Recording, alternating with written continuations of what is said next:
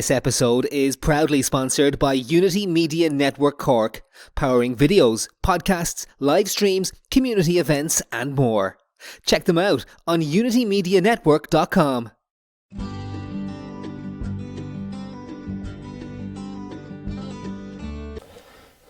Welcome to the Two Norries podcast. This is season 2, and today we have a very special guest, Rebekah Donnelly. She works in Waterford in a place called Inner Mastery, and they help people with different issues, traumas, anxieties, depression, and they use plant medicines to help them. So I'm going to introduce you to Rebekah, and she can tell you a little bit about Inner Mastery, the different forms of plant medicines they have down there, and the help, which is very important, how people get a benefit from these plant medicines. And we'll maybe speak a little bit about how they are legalised within this country and within the population of the plant medicine around the world or whatever. So I'm just going to introduce it to Rebekah and take off. Thanks, Rebekah. Hello, thanks for having me.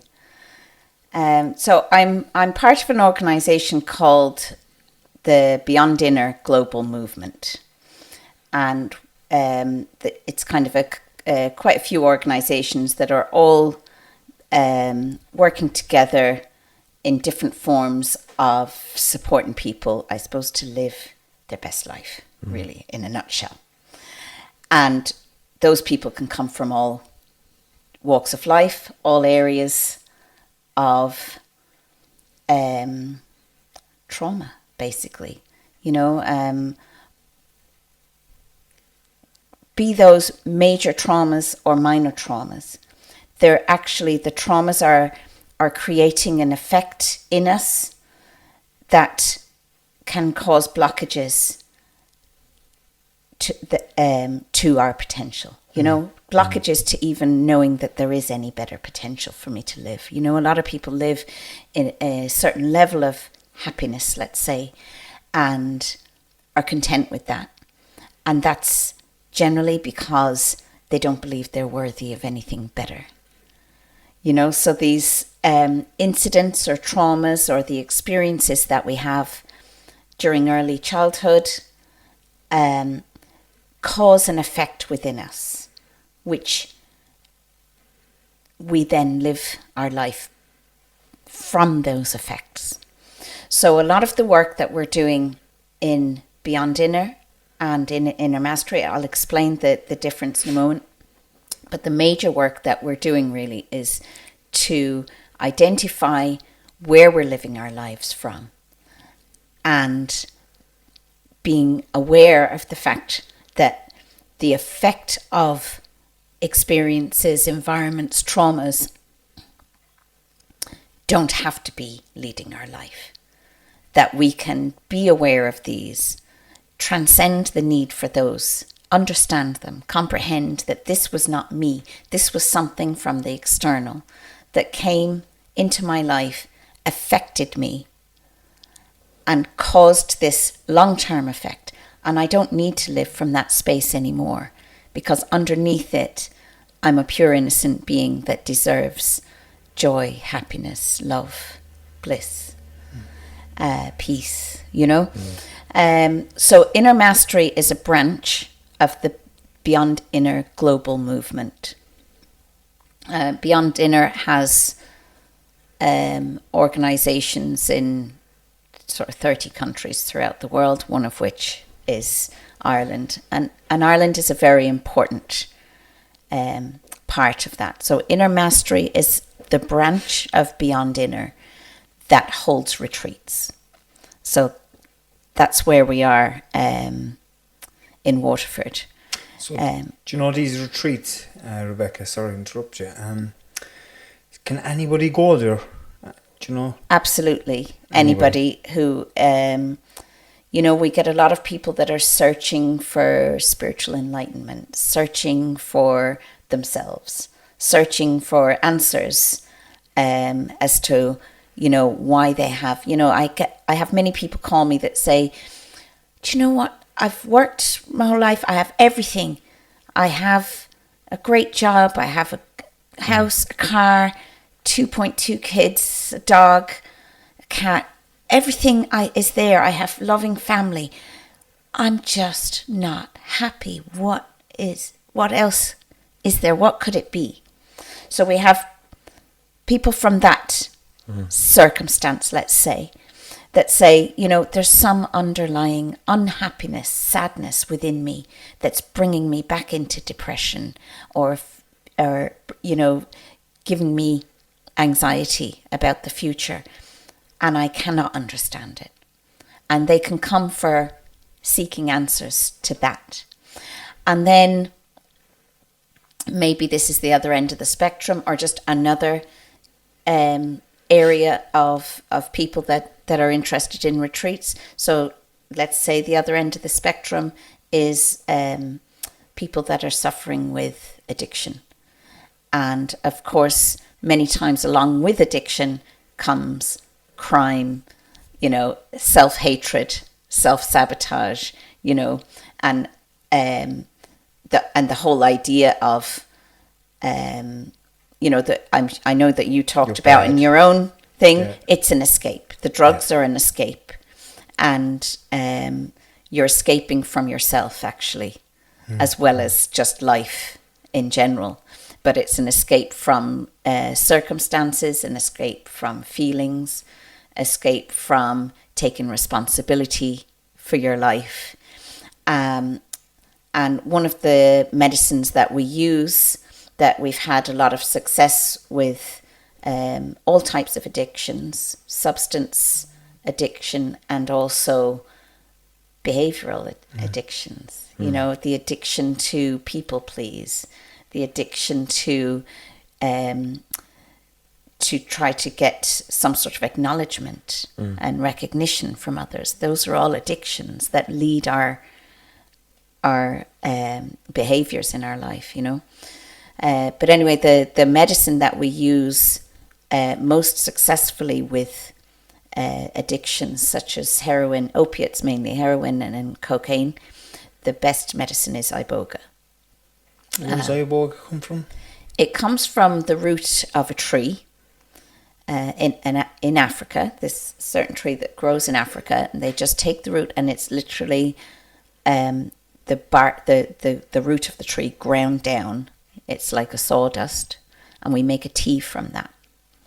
Now, just to clarify, it's different to, many people may have heard of ibogaine, and there would be clinics that are using ibogaine to support people with addiction, and it can also be successful. What ibogaine is basically the chemical form of iboga. It's like a synthetic version. Like a synthetic form. Like they take the parts of iboga that the scientists have decided are the parts that work.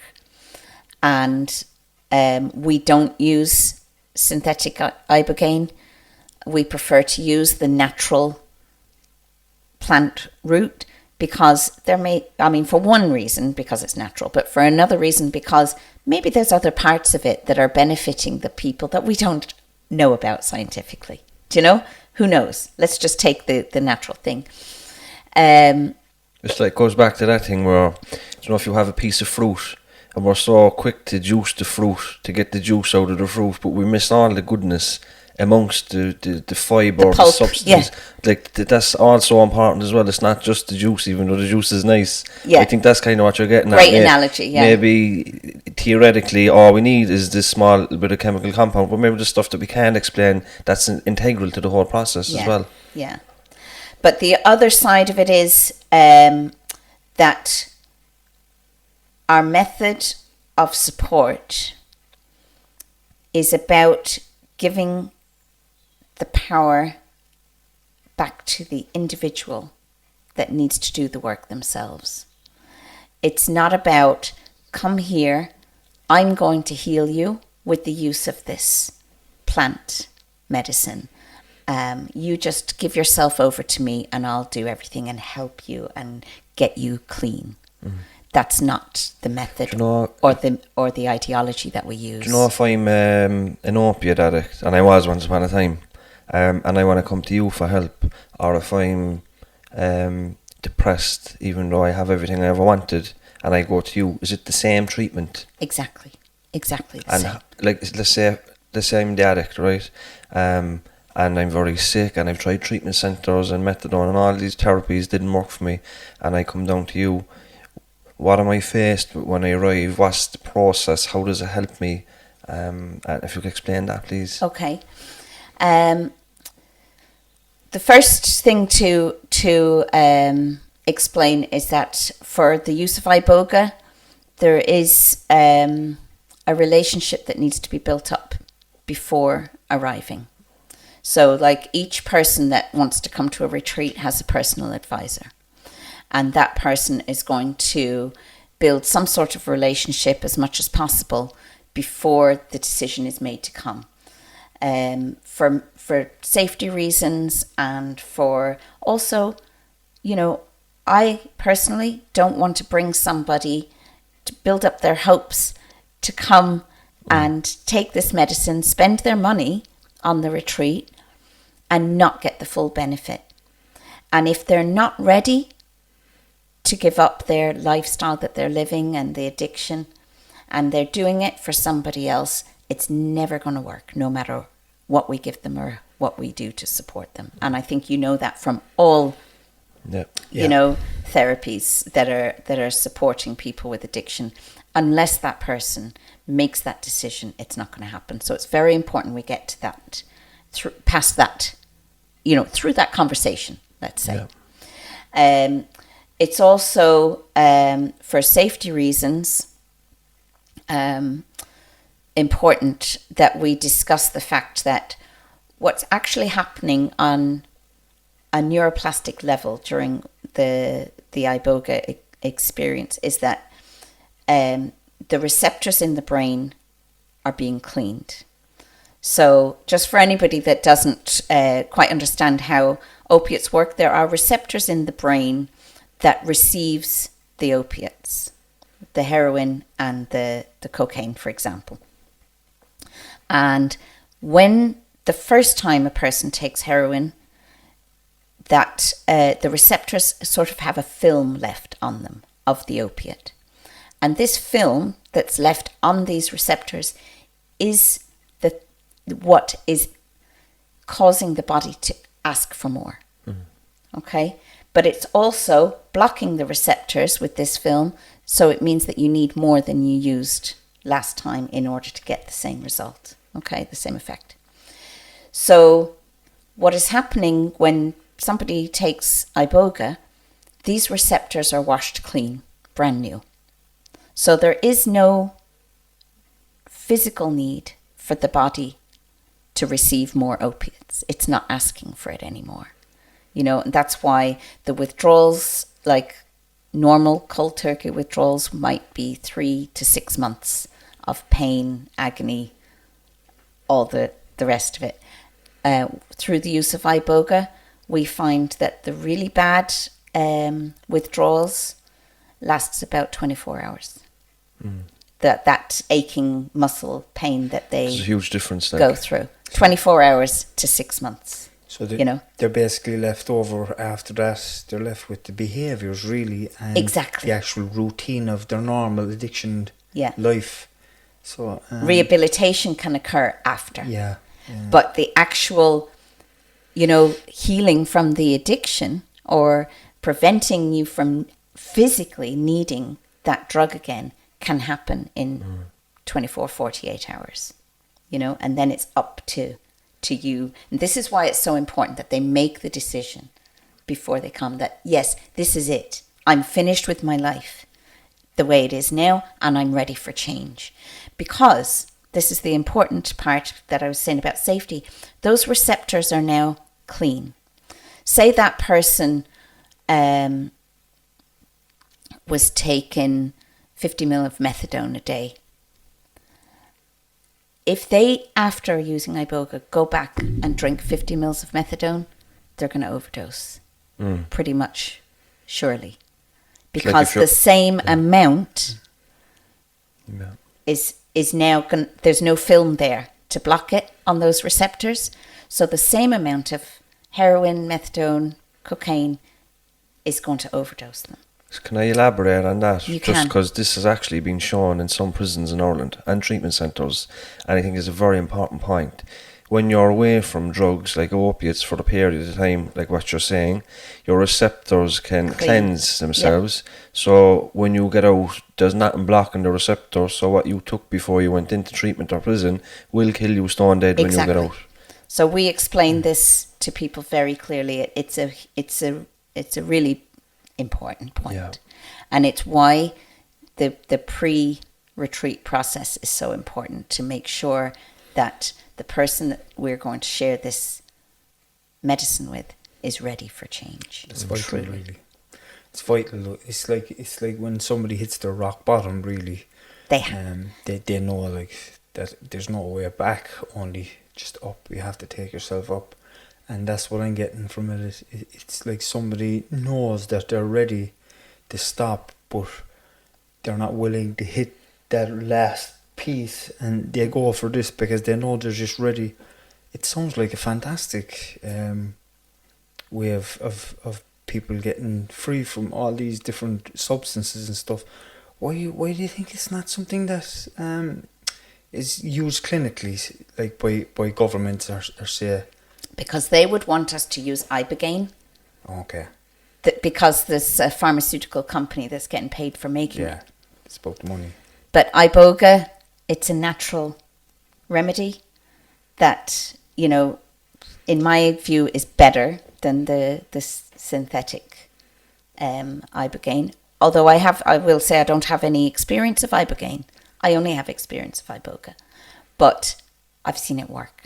I've seen the miracles happen. We've had, in the last 6 months, no, maybe the last 12 months now, because I'm forgetting about the lockdown period when we didn't obviously have any retreats happening.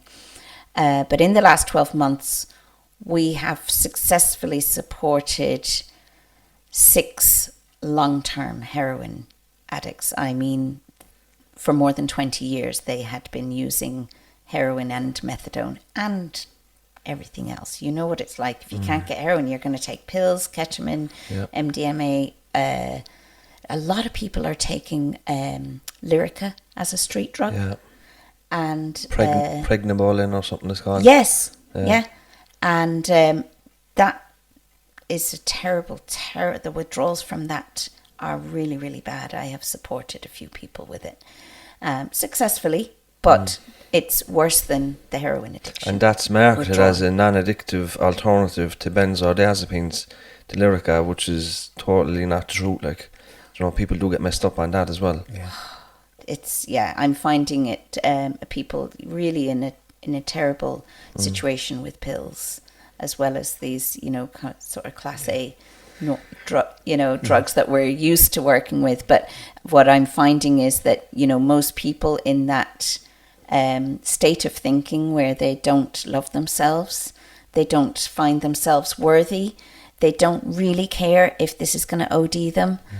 They're going to take whatever they need to take in order to get through the moments of difficulty in life that they don't have the tools to get themselves through that. The only way they know is to cover it up and escape. Do you know, sorry, Tim, I just want to say that the answer to your question about when they come through the door, what they're going to receive is a hug full of love.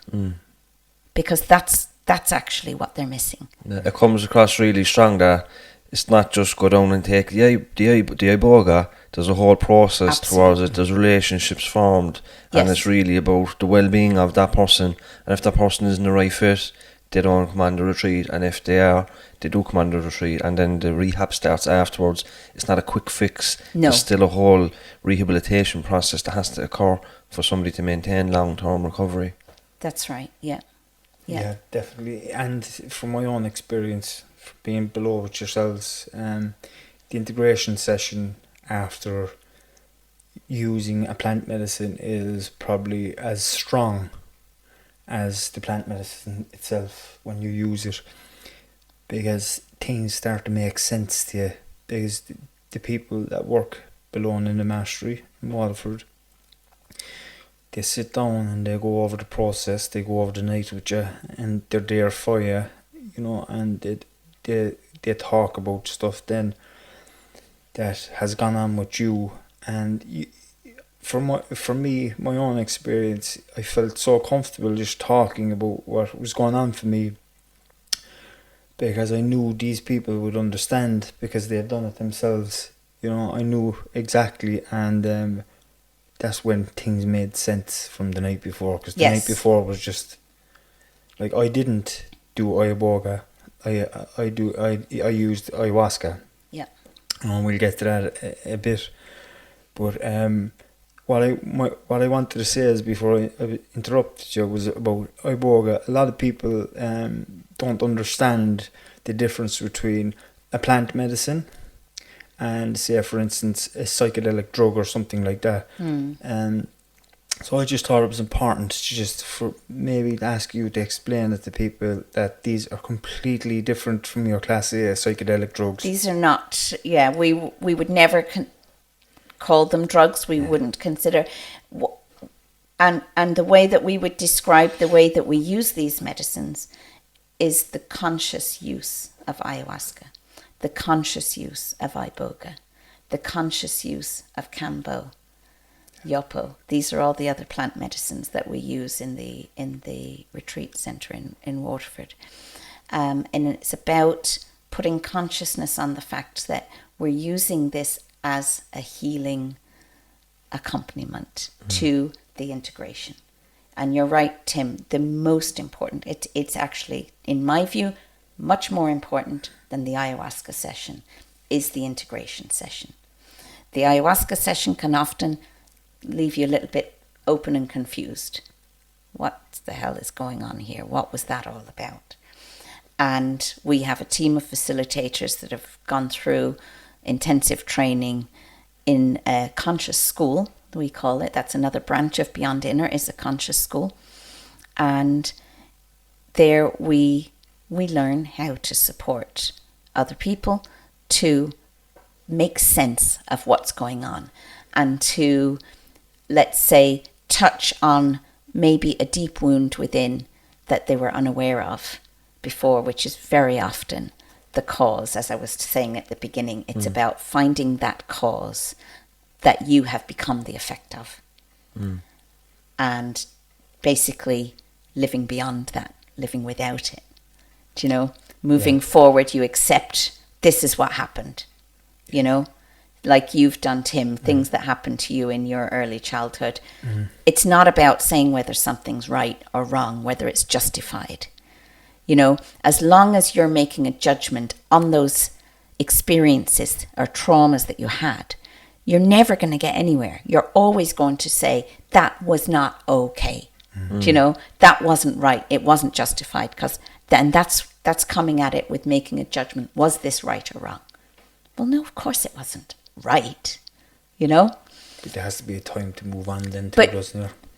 But what we can do is look at it from a form of acceptance. Because what happens when you're saying that everything was wrong, you're kind of rejecting that part of your life, that part of yourself. And saying that just didn't happen. I'm in denial of that. I'm rejecting it. It was wrong. There was an error there, you know. And therefore my conclusion is that the world is a dangerous place. There's no justice. There's an error here, and everything is imperfect. And that's the way that you're, you know, based on that wound, that's the way that you see life. Because that's what that wound taught you. Whereas what we invite people to do is go, okay, it happened. There's nothing you can do to change the past. And as long as you're going to try to change the past, you're going to live in depression. And this is how some people go, this is what I'm doing. I'm going to the past all the time, wishing it was different. And it's like bringing up all those emotions consistently. Every time you go into your past, you're bringing up these emotions constantly. I wish it was different. Yeah. And you're trying to portray a future, then visualize a future. The opposite. because you're thinking of your past and you can't picture yourself in this future because you're not worthy of it because of what has happened in your past. Exactly. It's a process, Yes, you know? yeah. So it's like contacting that wound, accepting that happened. Accept it. Because if that didn't happen, then the next parts of my life wouldn't happen to bring me to search, to bring me to find out more, to bring me to this point now where I'm actually finding out who I really am. You know? Yeah. So maybe it was perfect. Maybe we can actually accept everything that happened to us as perfect because we're here in this life to experience. It's not about judging whether the experience is good or bad. Yeah. It's about experience. Finding out who we are through these experiences or finding out who we're not. And that's the point. So we take people through that acceptance of their life up until this point, That's which is a great relief. Yeah. It's Yes. a huge step. like during my ayahuasca experience, and you were there with me during the experience. It was I was ready for it, and we spoke about this before we started the podcast. I was actually ready for that experience there and then, you know. And when I took the plant medicine, I just went straight into the experience, and we spoke about this. It was the first time I ever experienced love in my life. Like I'm 39 years of age. I used ayahuasca. I got it actually as a Christmas present out of my wife last year, and I went down, and like for me to feel something like that, like it was my first time ever feeling it because of my own stuff that went down when I was a You kid. wouldn't allow yourself to feel love. I completely cut off from everything, and to be able to feel, I'm telling you now, I never experienced anything like this in my life, and it's still with me every day. And any time there's this bit of hardship was going on for me, a bit of a struggle, and I have this kind of motherly figure behind me, just kind of saying, "It's okay, my baby. You know, it's okay. I'm here." And you know, and it's like I get that little bit of encouragement, and the chest goes back up, and I'm ready to face life again. You know, it's changed my whole life. Yeah. It was my first time I ever Experiencing love. ever, and I was able to go home then to my family, my wife, who I never accepted love from, never. I could never do it because I didn't know how to accept it and I didn't know how to give it. I was very good at saying I love you, and which I did because I would have gave my own life for my wife or kids. But in terms of being really able to say, you know what, I love being with her, or I love being with my kids. You know, I love just being here. This is what I want to do for the rest of my life. I put my bags down. At that time, I didn't want to run away anymore. Yes. Because I always wanted to run. I was always looking for the escape. Like I was in addiction. Yes. The first argument, I was gone out the door. I was drinking, drugging, whatever else. And in recovery, I would have done the same. I can't handle this no more. I'm leaving. I'm going to find my own place.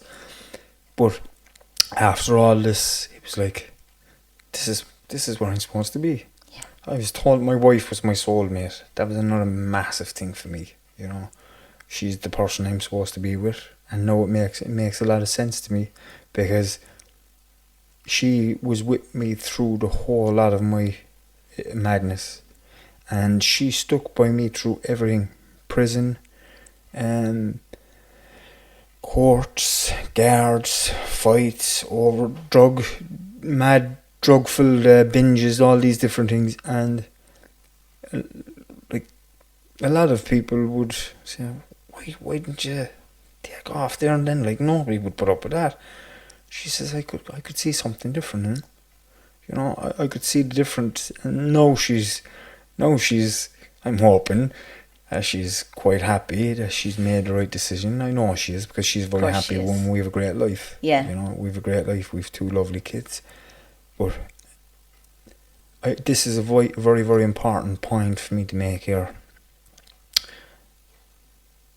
I would have gotten help from social workers, or not social workers, from counsellors, psychotherapists and psychologists in the last 6 years, you know, from 2012 up till maybe 2018 is when I stopped. I would have got an awful lot of help from them. And I learned a lot about why I was the way I was, why I felt like I was no good and I was bad and all these different things. You know, I wasn't worthy, I was stupid, you know. And after that, after my session, all that changed, you know. I feel I have that bit of a love within me that I don't need to feel all these different things, and I have a bit of acceptance as well about. Before I used to think, oh, Joe, what now?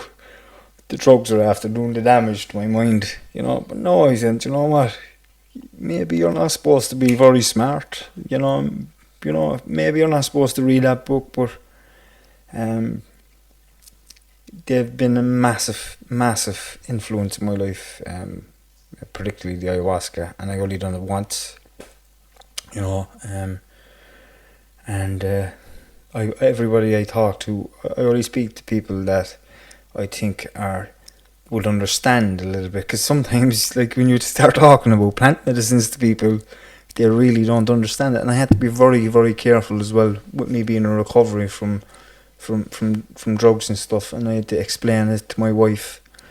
But when she seen me walking in the door the day after the retreat, I was gone for 3 days, she said, what's after happening here? Who are you? But, you know, my life just changed, you know. I had a lot more life in me and energy, and you know, I just felt like I had to just maybe tell people about my experience with it a little bit, and I'll let you carry on and talk a little bit more. Can I jump in there? I remember before Timmy done that retreat, Timmy was in recovery for a while, but he was still a bit manic, you know. Yeah. Kind of found the heart to sit still. Kind of you could sense his head was racing, you know. And I didn't see Timmy for a while, you know, because the two of us were studying and working and whatever. I met Timmy then.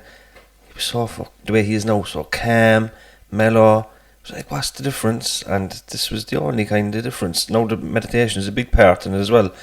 But whatever happened down there, he came out a more calmer version and a more accepting version of his life and experiences. So I don't know, is there an explanation of how that actually works, or why should we explain it? It works. It's like you press the switch, the light bulb comes on. We don't care what the inner workings of it. Just what we know is that it works, you know. Yeah. So it's amazing, though.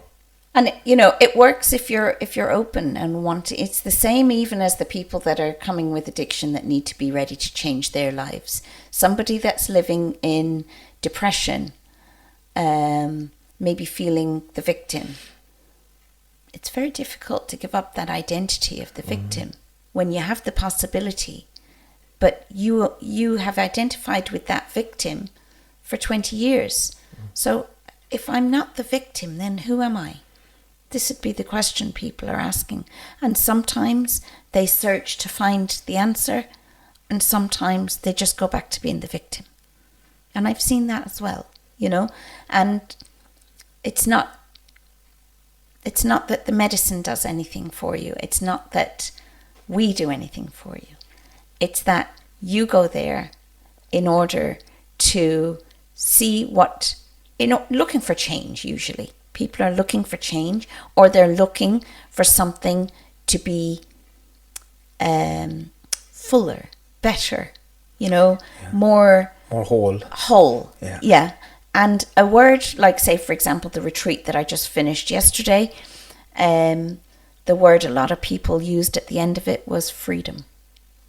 Freedom from self, freedom from blockages that are holding you down, keeping you in depression, freedom from drugs. Some of the people there had to come and you know, decided to change, and this can happen with ayahuasca and kambo and bufo as well. It doesn't need to be iboga for addiction issues, you know. It can be either or. It's just because of this whole thing with the receptors with iboga, it gives a big boost and supports them through. And I also should mention that the program with iboga also includes a night of ayahuasca and 2 Cambo sessions, because they support the withdrawal systems physically as well, you know.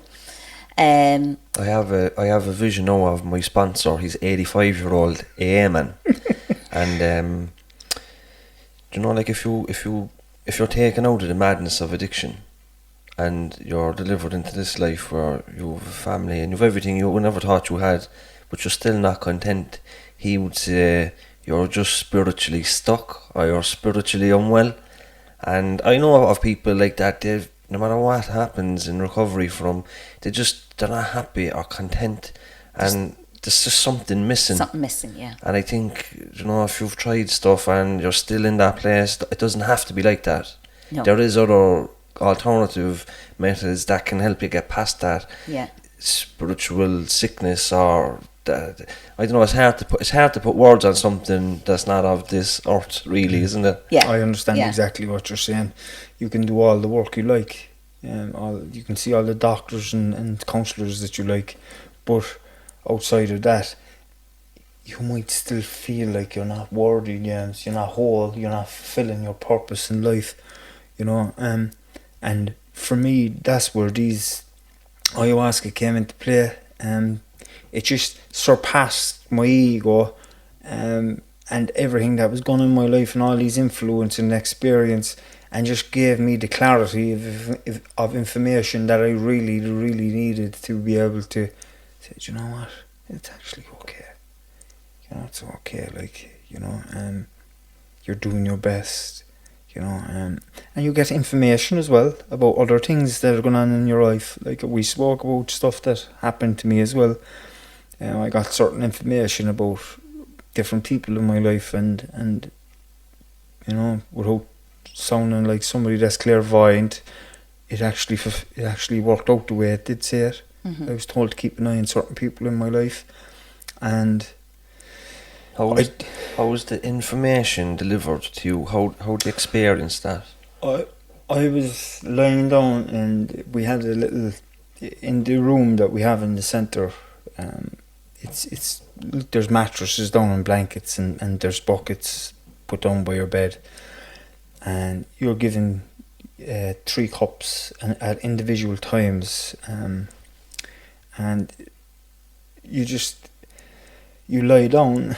For me, I completely surrendered directly straight into the plant medicine, and I did from day one. I knew it, that this was, I knew I was meant to be there, and that's why I went straight into my experience, you know.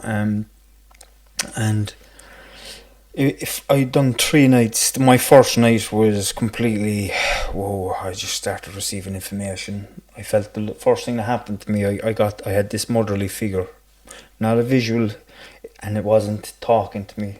It was like, there was no polarity, there was no duality, there was nothing like that, there was no left, right, wrong, there was none of that. It was just this information just coming straight into my head, and it was just love. I was being told that I was loved, that I was special, that I was no, I don't want to sound big-headed or anything, but this motherly figure was telling me that I was special, that I was her special boy, and you know, and I suppose I am too. We all are in our own way. This is the point. You know, we all are, but I felt a lot of sadness too, and my explanation of that sadness now is the sadness that little boy that was going through all these traumatic experiences as a young child felt. And this is very important, because this stuck with me since my session below in a mastery. Was I was actually given a new heart. Now, as mad as that may sound, I spoke to you, right? I kept it quiet to myself for a long time, you know. But it said my heart was broken as a young child, and I was given this new heart by this female presence that was there with me, and it was like I was reborn, and I was able to feel and love and all this. But I was watching this thing there a while back as well. I was watching another documentary on an ayahuasca retreat, and this guy came on next morning after the retreat, and he turned around and he says, I don't know what to make of that session. Jesus Christ. I got a new heart last night. Yeah. They gave me a new heart. You know, and when he said that, I said, whoa. Like, it does happen to people. Like I understand now what happened. Like, it was, like when I was at that young child, 6, maybe 7 years of age, and these things were happening to me. I lost faith in everyone, in mankind, God, everything. I lost everything. Mm-hmm. And I was just taken. Then I built up the mechanisms that got me through my adult life, you know, and I lost all trust in the human race. Jesus, going back to your point, there I went off on a tangent. It sounds like How did you get? How did you get the information? You just knew it. Yeah. It just came. It's just like it's not. There's no whisper in your ear. It's just, you know, you're connected to this person by. It's just. It's like, it's just, there's nothing else matters. You're just connected to the universe or whatever, and you're just getting this information, and it's the realest thing. It's And the thing about it is, like, I'm hoping this is not going to burst your bubble, Tim, right? But the information is coming from you. Yeah. The information is not coming from any spirit of ayahuasca or anybody else. The information is coming from your deepest wisdom that you had all along. You just didn't know how to access it. I actually believe that. And you needed to know that you have the availability to have a new heart today. Yeah. And you believed that, and it's true.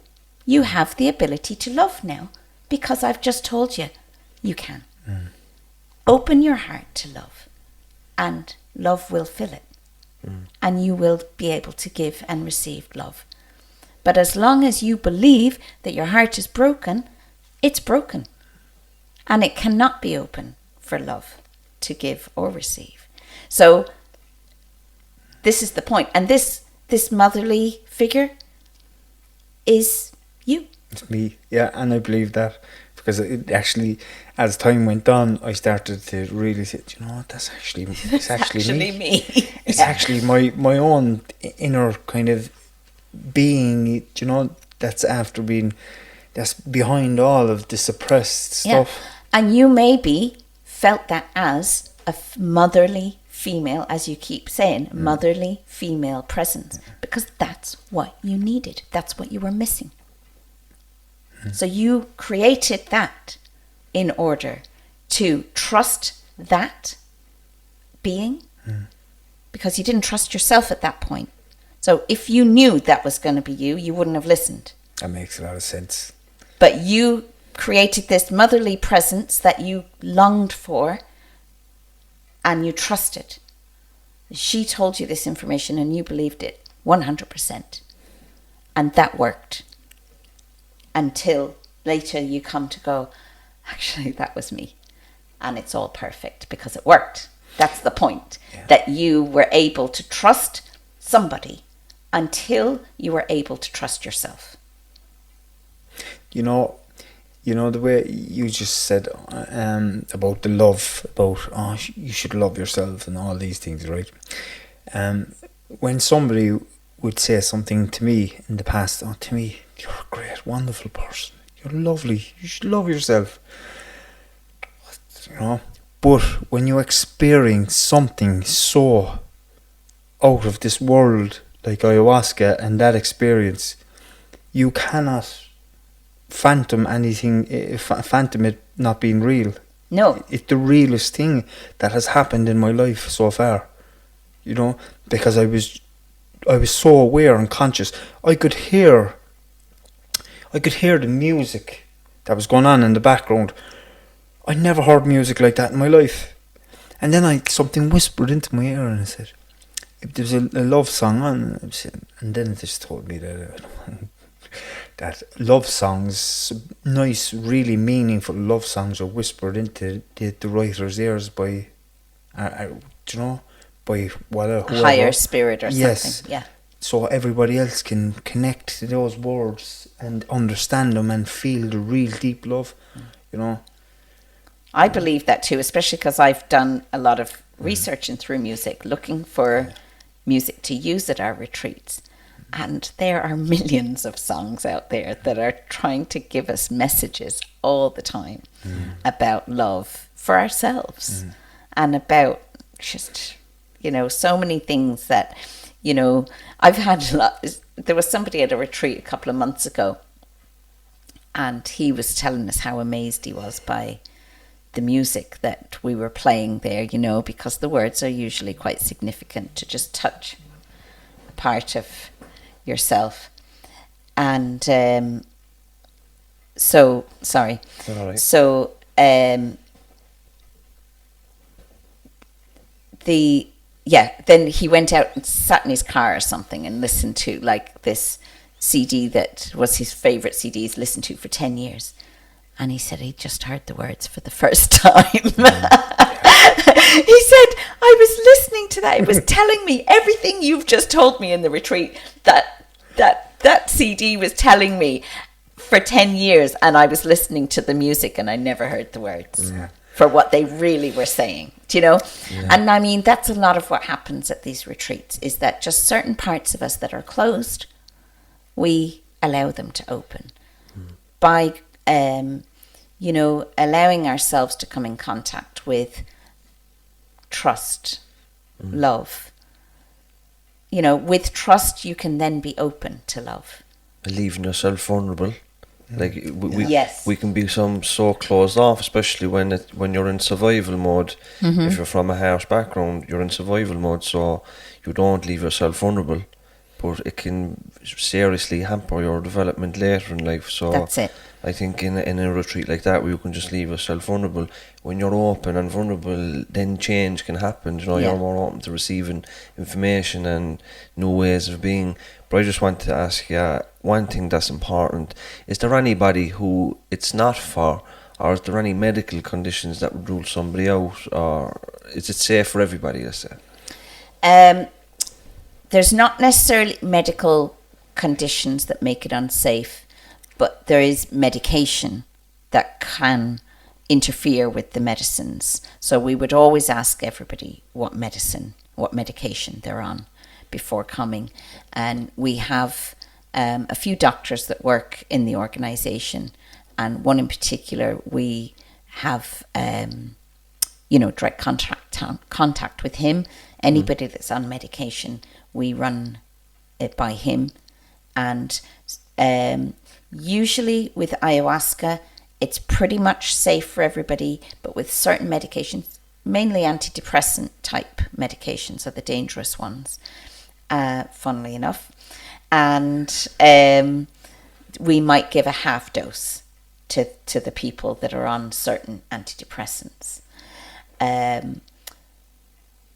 Iboga is the medicine that has the most contraindications, that there are some medications that we definitely cannot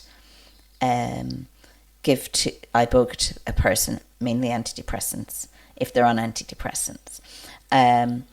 We also conduct an ECG test before giving iboga, because during the process of iboga, the heart rate can fluctuate up and down, and the blood pressure, and we monitor the blood pressure and the oxygen levels of the blood and the pulse throughout every half an hour, throughout the whole iboga process.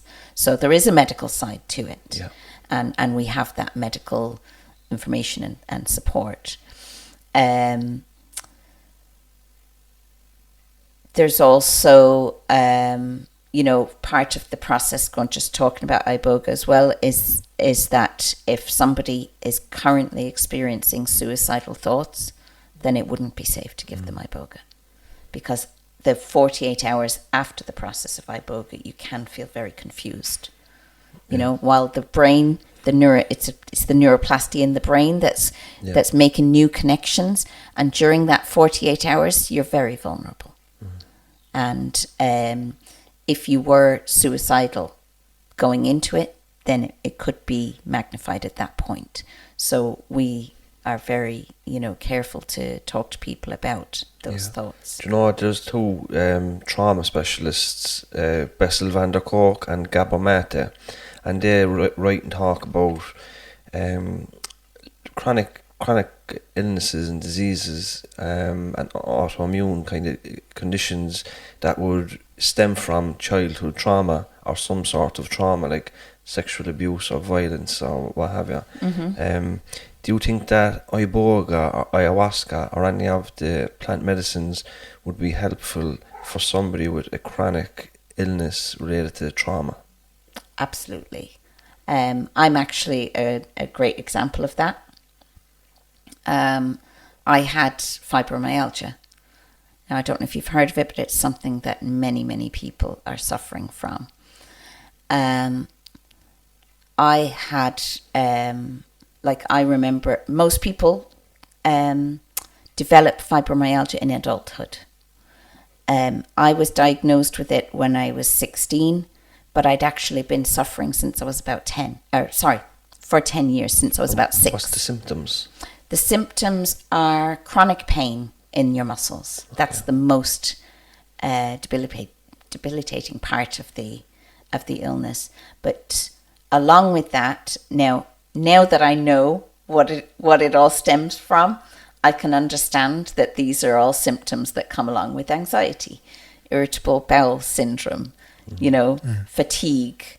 They call it like fuzzy head. Everybody with fibromyalgia suffers with this thing where you might be talking and in the middle of a sentence you forget what you're talking about, They call it fuzzy head syndrome.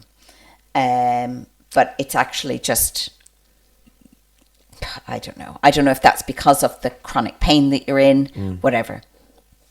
But there's quite a lot of symptoms that are all kind of in this group that make up fibromyalgia syndrome, right? And to some certain extent, it's something that doctors are diagnosing because they just don't know what else it could be. And the reason that they don't know what it could be, and the reason it doesn't show up in blood tests and everything else, is because it's actually a psychosomatic illness. And that doesn't mean that the people are causing the pain themselves, just for anybody out there that thinks, because I would have been very annoyed. I had looked into it myself when I had the illness, and for people to tell me this was all in my mind really pissed me off, because I'm going, yeah, you really think I want this pain? I didn't make this up. This is real. And it's a very frustrating pain like that. So it does cause depression. The fatigue causes depression, so it's an all-encompassing disease. And basically it's your body screaming and shouting, help me. Please get to the bottom of this issue so that I can let it go.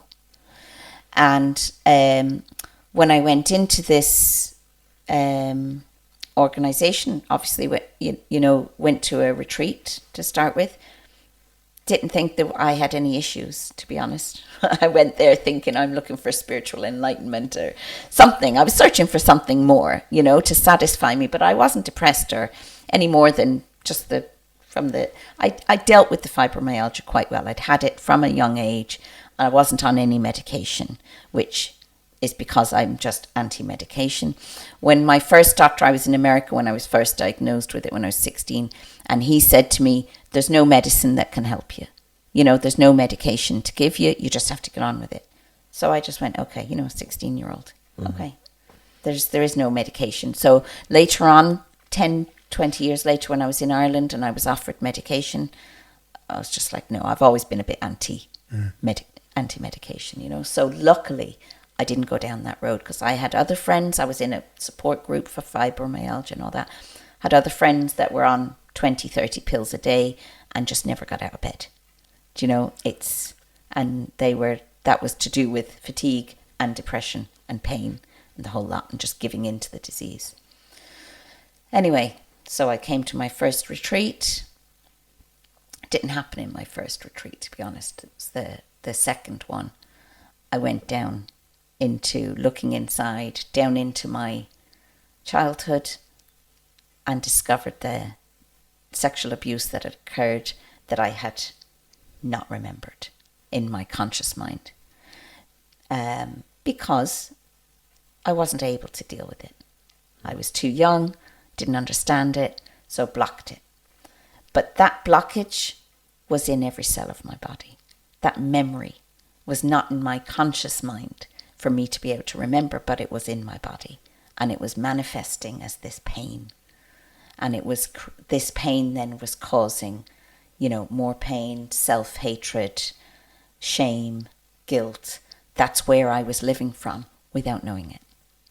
And that was the part of me that was making decisions in my life. So you're, during your second your retreat, did that shift, Rebekah? Did it shift completely, or? Yeah, not so much during the retreat. After. But after. And like I had understood that the people at the retreat were not there to heal me. They were there to support me. And if I was going to get through this process and heal from it, it was up to me. Can I just ask you what you used during that retreat? What plant medicine? Ayahuasca. Yeah. Okay. And Kambo. Kambo. Yeah. Now, Kambo is the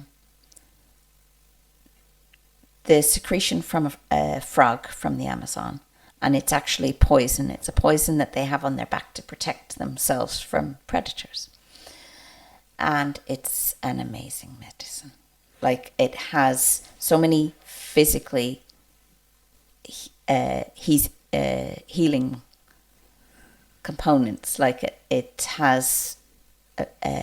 contains peptides that basically support our own natural healing process.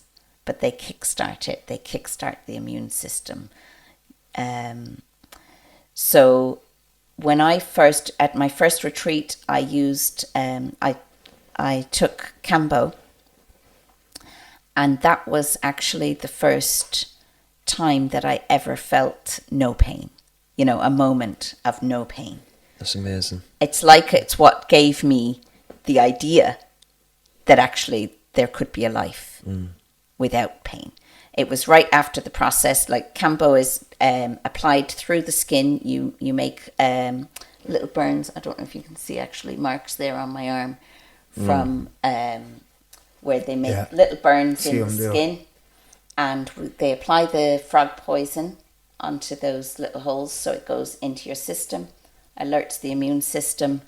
It can cleanse the body. You can vomit. We do it on an empty stomach with just water in our system, so that's not so difficult, just to make it easier. So after the process, it takes about 20 minutes to go through that process of Kambo, and I remember sitting there going, kind of doing a body scan, because it's physically tired, it's tough on the body, this process. So afterwards I was like, I did a little body scan and went, oh my God, there's no pain. There's no pain. I couldn't believe it. Like, I remember as a child going, I wonder what it would be like to have a time with no pain.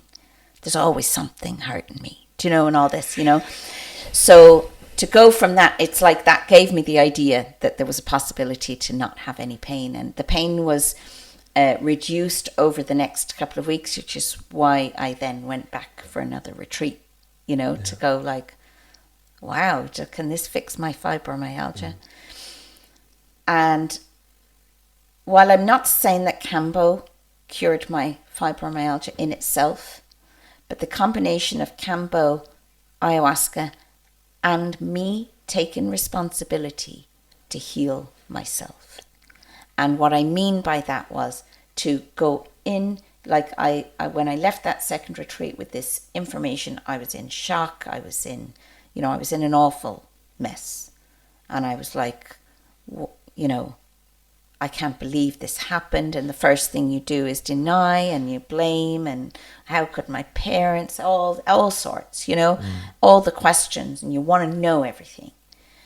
And basically then I got support from the facilitators at the retreat, and I started researching grief. I recognized that I was going through grief, that this denial was the first step of of grieving. I was grieving for that little girl inside me, that something had happened that wasn't okay. And I felt sadness. I felt pity.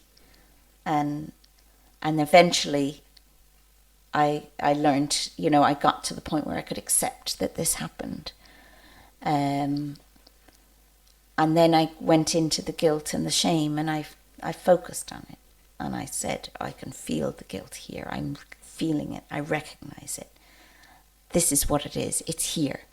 And it's almost like, years of denying there was any guilt or shame allows it to be there and just be where you're living from. But when I was able to kind of daily focus on it and go, yeah, I can still feel that guilt there. And then because I'd kind of labeled it and focused on it, I could be talking to somebody about something and I go, oh, I feel the guilt there. That's making me feel sick. Because I'd already identified it, what it was. Oh, I feel the guilt. And it's almost like you feel it moving a little bit, And I just kept on going, yeah, this is going to release eventually. Eventually I'm going to, and it was the stages of grief that I went through, and I remember then just feeling really, really sad for a few weeks. And somebody in Inner Mastery said to me, Rebekah, just stay with the sadness. As soon as that sadness is gone, there's joy on the other side of it. And I thought, oh, please, let me believe that. Because I didn't think I was ever going to get there, do you know? And I remember one day just waking up and the sadness was gone. That's unreal. It's amazing. Yeah, like you said it there ago, about the feeling you got after the Cambo. Oh, is this what life is like without pain? Yeah. That happened to me too. Did it? Yeah, because I was always in some form of pain. Yeah. Be guilt or shame or fear. That was my pain. And I still have pain like that because I still have a lot of work to do myself. But I could associate, when you said that there, a lot of the stuff you spoke about there was so relevant to me as well. Because I believe we'd suffer from a lot of the same stuff. Yep. And you kind of gave me a few avenues there for myself to start looking at, because without going off this, I'd like to be able to help people that suffer from the same stuff eventually. Yeah. But I need to get through my own stuff first. I'd like to be able to help people in terms of explain it to them through psychology or psychotherapy field. Just like what I got from the first 6 years of my life, But I also know then that it took the plant medicines to bring me to where I am now with the love and the surrender and the acceptance.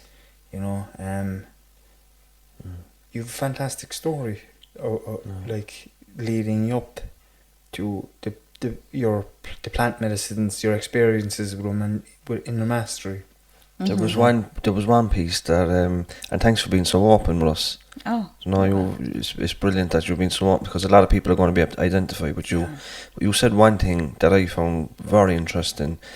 You couldn't recall, you didn't have a memory of the abuse, but your body remembered it.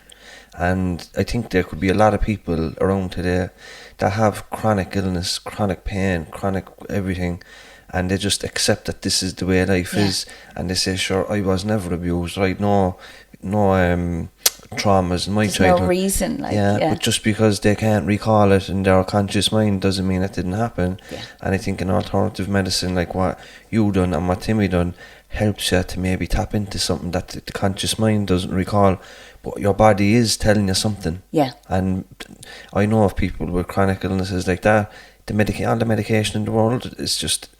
It's only covering the symptoms. Yeah. And not even with fibromyalgia, doesn't cover them.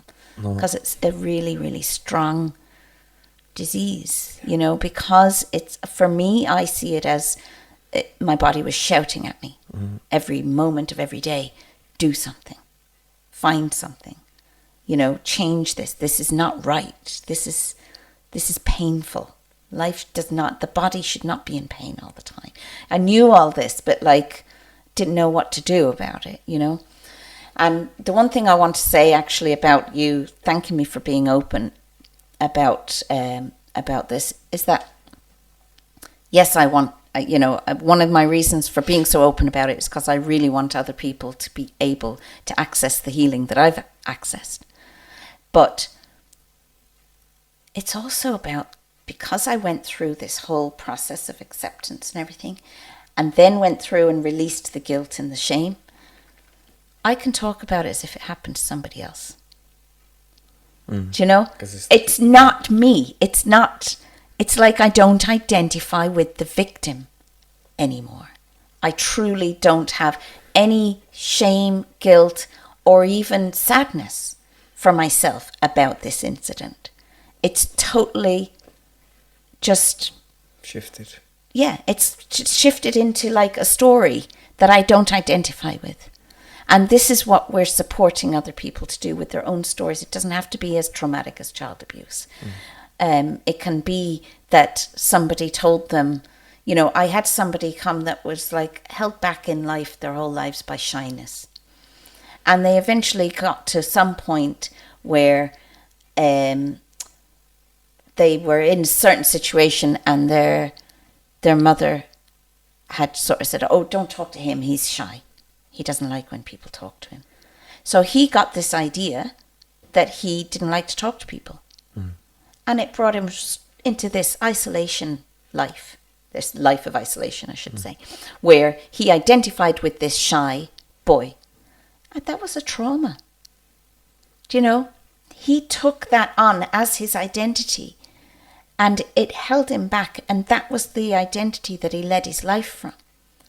And now he's not shy at all. He realizes he was never shy. He's a social butterfly. Do you know what I mean? Yeah. And it's just amazing the way one thing that can be said to us can condition us into believing that that's who we are and identifying with that. Yeah. We'll finish it up. Thanks a million for coming on the podcast. We really appreciate it. Thank you for having me. Yeah, no, you're more than welcome, and we'd love to have you on again sometime. And thanks to the people again for watching, and the people on the Patreon donating, and everybody for their support. And we'll see you all again next week. Bye bye.